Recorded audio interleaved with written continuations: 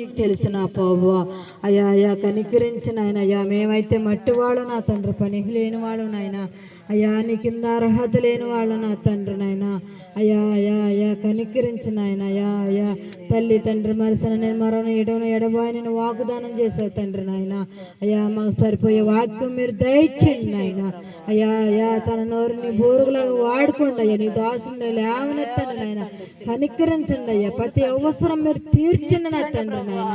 నీకే స్తుతులు స్తోత్రాలు కూడిన ప్రతి బిడ్డలు మీరు జ్ఞాపకం చేసుకుని ఆయన అయ్యా అయ్యా సాతాను గారు నిద్ర ముత్తులు వేయకుండా నాయన వేస్తున్నాలో అని కాల్చిమేమని అడుగుతున్నా ప్రభువా అయ్యా, ఇస్తారు మంచి జ్ఞానం ఓర్పు సమాధానం దయచ్చింది ఆయన అయ్యా, బిడ్డకు నేర్పించింది అయ్యా అయ్యా అయ్యా అయ్యా నీ దాసురాలుగా సేవకురాలుగా ఎంచుకున్న దేవాని స్తోత్రులు నాయన అయ్యా, బిడ్డతో మీరు మాట్లాడండి నా ప్రభువా అయ్యా అయ్యా బిడ్డ మంచి జ్ఞానం ఓర్పు సమాధానం కలిగి అనేక ఆత్మల కొరకు నా తండ్రి ఆ బిడ్డ పోరాడి నా తండ్రి ఎదిగేటట్టుగా సహాయం చేయమని అయ్యా, ఈ చిన్న ప్రార్థన మీరు ఆలకించి అడిగి వేడుకొని బతలాడుకుంటున్నా పరమ తండ్రి.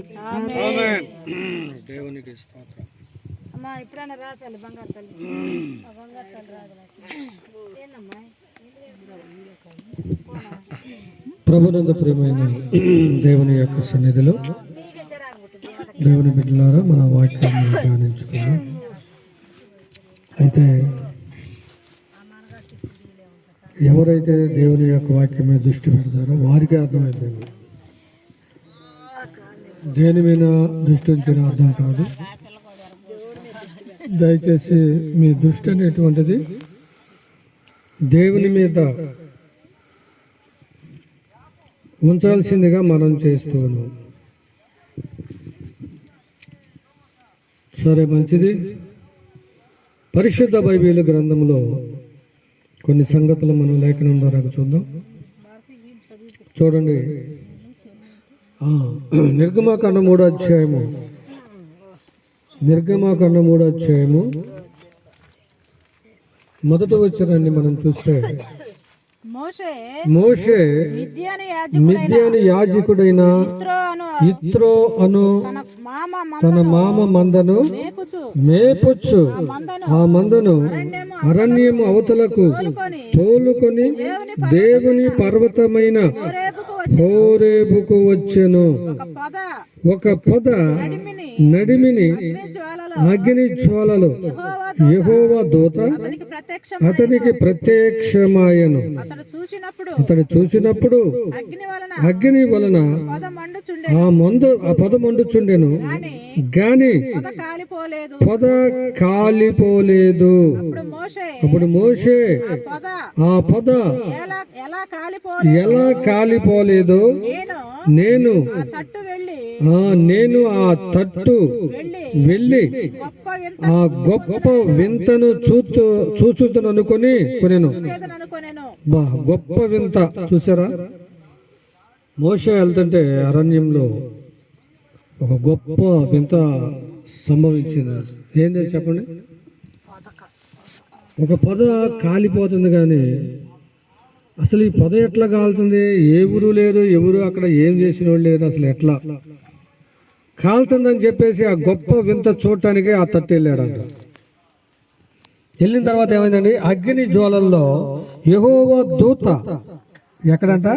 అగ్ని జ్వాలల్లో యెహోవా దూత అతనికి ప్రత్యక్షమాయను. అతడు చూచినప్పుడు అగ్ని వలన ఆ పొద మండుచుండెను. అగ్ని వలన మండుతుంది పొద. అప్పుడైతే అందరూ మాట మీద ఉండేవాళ్ళు. అమ్మా, ఒక మాట అంటే ఆ మాట కట్టుబడేవాళ్ళు, ఆ పని చేయాలనుకుంటే చేసేవాళ్ళు. అప్పుడు వాళ్ళు మోసే టైంలో అందరూ కూడా మాటను కాపాడుకునేవాళ్ళు. అమ్మా, మాటని కాపాడుకుని దేవుని చిత్తాన్ని కాపాడుకునేటువంటి విధానం ఉంది కాబట్టి ఆయన గొప్ప వింత చూస్తున్నాడు. ఏ గొప్ప వింత చూస్తున్నాడు చెప్పండి? ఆశ్చర్యకరంగా ఒక పొద కాలుతుంటే చూస్తున్నాడు. ఎట్టగాలేదు అసలు ఈ పొద చూద్దాము అనే ఒక ఆలోచన. ఏమండి, అసలు ఏంటి ఈ పొద ఎందుకు కాలేదు అనేటువంటి ఒక భావం కలిగింది కొంత. అసలు ఏంటి ఎంత చూద్దాం, ఇంత గొప్ప కార్యం అనేటువంటిది నేను చూడాలి అగ్ని వలన పొద మండుచుండెను కానీ పొద కాలిపోలేదు. ఇప్పుడు కాలిపోయింది అనుకోండి, మనం మంట వేసామనుకోండి ఎవరన్నా, ఆ పొద కాలిపోద్ది. కానీ ఎప్పుడు ఆ పచ్చి చెట్టు అట్టాగనే ఉండి ఆ మంట అట్టాగనే ఉంటుందా? మనం ఏదైనా చెట్టు, ఒక ఇంటి చెట్టు లేకపోతే ఏదో ఒకటి కాలుస్తాం, ఏదో పెట్రోల్ పోసిన కాల్చిన కాలి బోర్దైపోయింది, పడిపోతుంది చెట్టు, అవునా కదా? ఇది పడిపోట్లా, అసలు ఇది మంచి పచ్చగా ఉంది, చెట్టు పచ్చగా ఉంటుంది, అగ్ని మాత్రం జబర్దస్త్గా అబ్బో భయంకరంగా మండుతుంది. ఇది ఏంది ఇంత గొప్ప వింత అన్నాడు అక్కడ. ఏమన్నాడు మోషే? ఆ తట్టు వెళ్ళి ఈ గొప్ప వింత చూచిదననుకొనేను. ఎంత ఆశ్చర్యం కలిగిందమ్మా, ఈ గొప్ప వింత నేను చూడాలి అని ఒక ఆశ అమ్మా. అందుకని బైబిల్ తెలిసినటువంటి ప్రతివాడు కూడా, చదివినటువంటి ప్రతివాడు కూడా దేవుని మాటినాలని ప్రతివాడు ఆశపడతా ఉంటాడు అమ్మా. ఆ పద చూశాను. అలాగనే మత్తయి సువార్త 17వ అధ్యాయంలో రాయబడినటువంటి యొక్క మాట ఏంటంటే, 17వ అధ్యాయంలో ఏం రాయబడిందమ్మా? చూడండి అక్కడ వాక్యాన్ని. మత్తయి సువార్త 17 మొదటి వచనంలో ఏం రాయబడింది అక్కడ? 6 దినములైన తర్వాత యేసు పేతురును యాకోబును అవతల చదువుతుంది, చదువు యోహానును వెంటబెట్టుకొని ఎత్తైన ఒక కొండ మీదకి ఏకాంతముగా పోయి వారి ఎదుట రూపాంతరము పొందెను. వారి ఎదుట రూపాంతరము పొందెను. మళ్ళీ ఆయన వస్త్రాలంతా మెరుస్తున్నాయంట. ఆయన ముఖము సూర్యుని వలె, బా అంత ప్రకాశమా? ఆయన వస్త్రములు ఎలుగు వలె తెల్లని వాయను. చూసావమ్మా?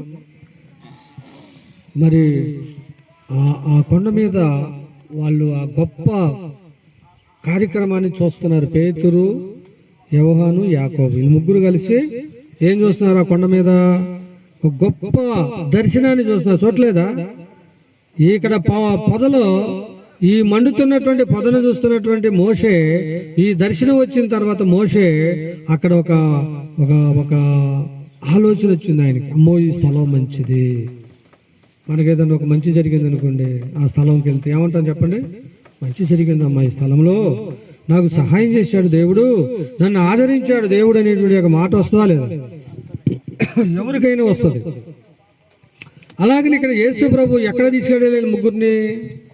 ఎత్తైన ఒక కొండ. ఏమా ఒక ఆయన అంటాడు, ఏదైనా గుళ్ళో చేసుకోవాలి కానీ పొలాల్లో ఏం పారుతున్నాయా? అట్లా ఒక ఆయన, వారికి ఏం చేద్దామా? ఏమ్మా ఎక్కడికి వచ్చారు చెప్పండి? ఆ అబ్బాయి ఆయన బైబిల్ చదివాడా, లేకపోతే ఆయన మోషే చరిత్ర చదివాడా, లేకపోతే యేసు ప్రభు చరిత్ర చదివాడా? ఏంటమ్మా అతని సంగతి ఏం చెప్పు. ఆ ఊళ్ళో జనవాందరూ చేసే పనులు చూసి ఎక్కడికి వచ్చి అంటాడు, ఏంది అసలు ఏమన్నా గుళ్ళో చేయాలి కానీ ప్రార్థన చాలల్లో చేయటం ఏంది అంటే ఏం తెలిసింది అతనికి అంటారు? మీరు చెప్పండి. జ్ఞానం, దేవుని జ్ఞానం లేదు ఉందటారా? లేదు కాబట్టి అతను మాట్లాడగలిగాడు. మరి మనం దేవుని జ్ఞానాన్ని పొందుతున్నాం కాబట్టి ఎవరన్నా అడుగుతారు, ఏం చెబుతాం? మరి అడుగుతారు, అమ్మా మంచిదే, కాస్త ఆ వ్యాపారం కొద్దిగా ఆఫ్ చేసి 2 నిమిషాలు చెప్పంటారు. ఏం చెబుతాం మనం? ఇక్కడ విన్నాం కాబట్టి, చూసాం కాబట్టి అక్కడ చెప్పగలుగుతాం. ఏడు వినలేదు, చూడలేదు, అక్కడేం చెబుతాం? ఏడు మోస పొదం చూశాడా లేదన్న సంగతులు విన్నావుగా, మరి అక్కడ చెబుతావుగా. పొదగాలిపోతుందండి, మోసే వెళ్ళాడు, ఆ గొప్ప వింత చూడటానికి వెళ్ళాడు, మేము కూడా దర్శనాల కోసం వెళ్తామండి. అక్కడ ఏమన్నాడు ఆయన యేసు ప్రభు?